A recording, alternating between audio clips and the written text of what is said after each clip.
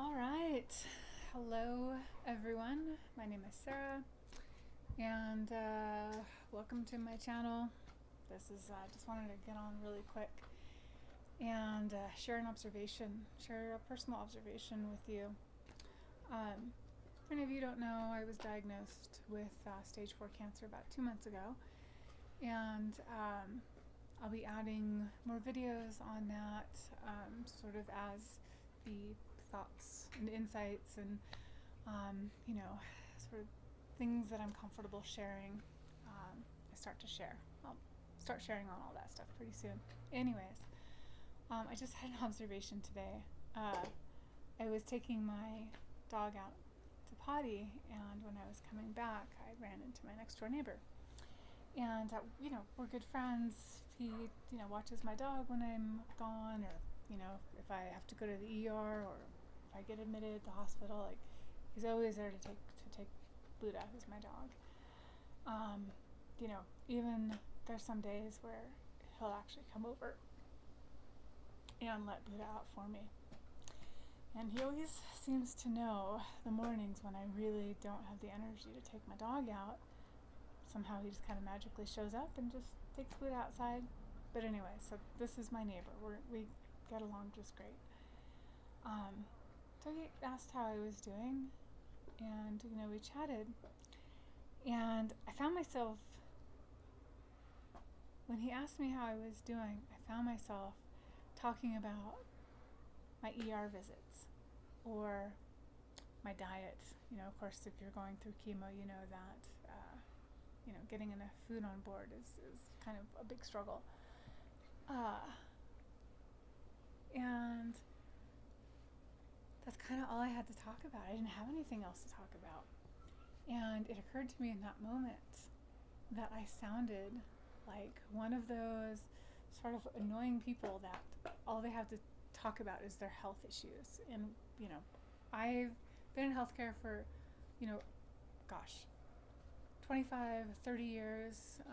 I've been on the peripheral of healthcare for the last 20.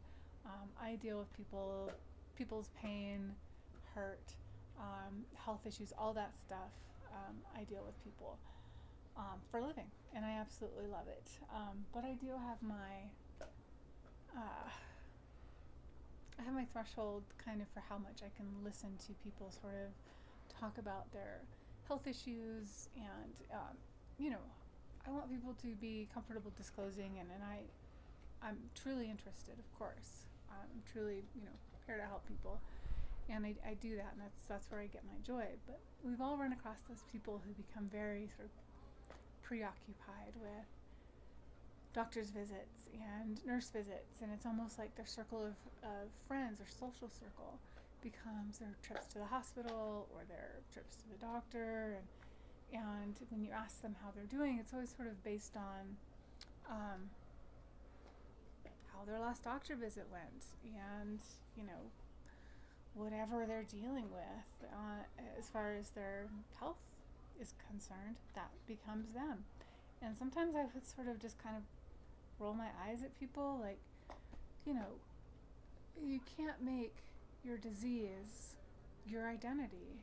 Like, people sort of, their disease almost gives them identity or meaning, or something to fight against, or something to sort of prove themselves against, and it becomes this sort of battle. They get engaged in a kind of a battle of fighting against or pushing against dynamic with their disease, and that kind of becomes part of them, and it's almost like they can never heal, because this is part of who they are now. This is part of their identity. And so there's a kind of a part of me that was a little judgy about that. And like I said, I want to hear it, and I'm truly interested in holding a safe space for that. But I also can see when people are sort of, in some cases, kind of milking sympathy, or milking a sense of value from their disease. So I'm sitting there talking to my neighbor, and all I'm talking about is my health. talking about my ER visit, talking about my progress, I'm talking about my diet, like who cares, you know? Anyways, I've become that person. So I get it. Now I totally, totally get it.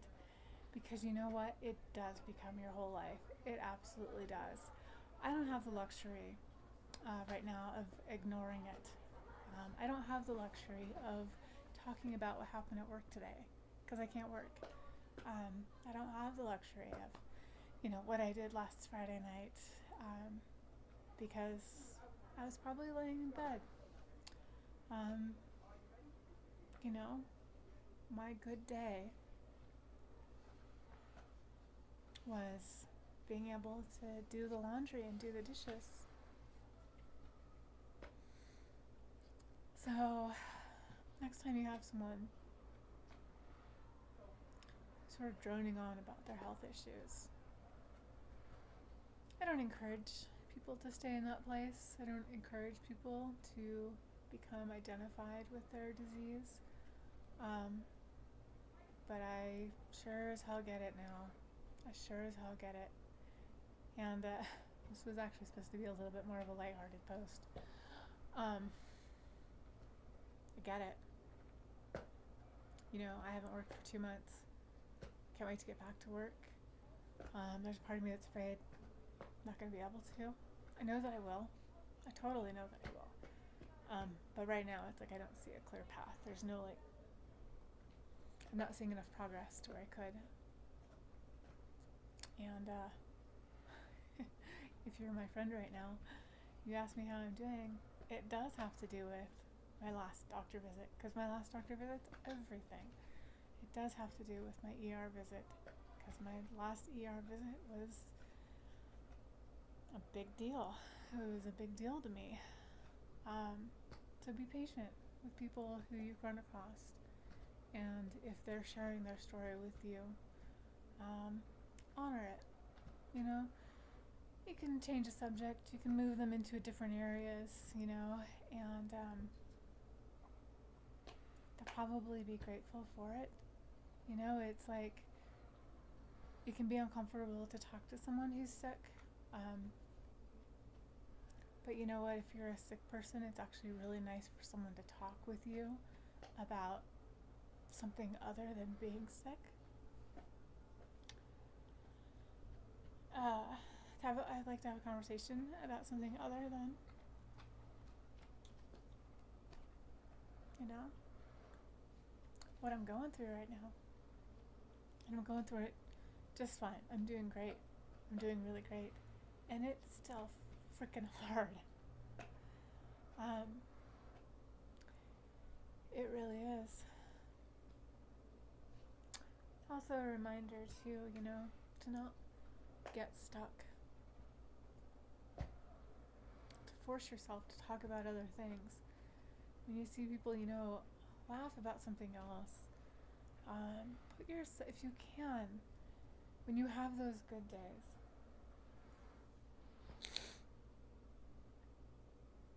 find other things to talk about. Find other things to focus on. Nothing makes me feel better than laughing right now. And fortunately I have, you know, really good friends that, you know, I can laugh with. I can laugh on the way to the ER, you know, today. Because I had some issues with my PICC line. I took my PICC line out. Can laugh on the way home. And just, you know, life can be very serious and very intense and very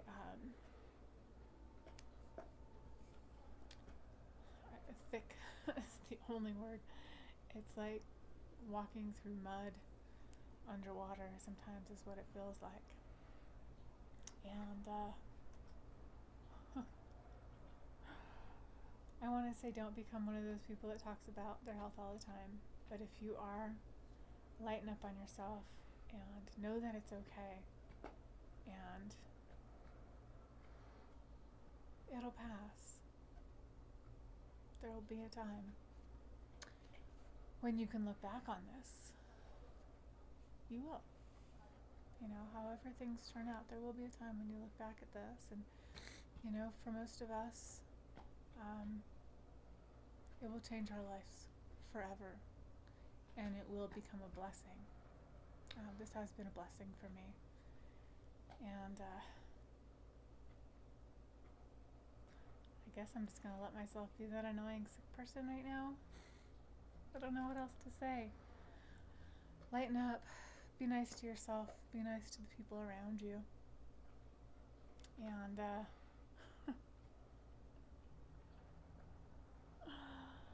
just when you think you know it all, don't judge. Don't judge. Don't judge yourself, actually. You can judge other people. Sometimes I judge for fun, but not in any kind of real way. But don't judge yourself. You know, you're not always going to be able to see yourself clearly. And because of that, don't judge yourself. If you don't judge yourself, it's nearly impossible to judge someone else. So, be well. Hugs, kisses. I hope you guys are having a great day, and hang in there. All right, bye.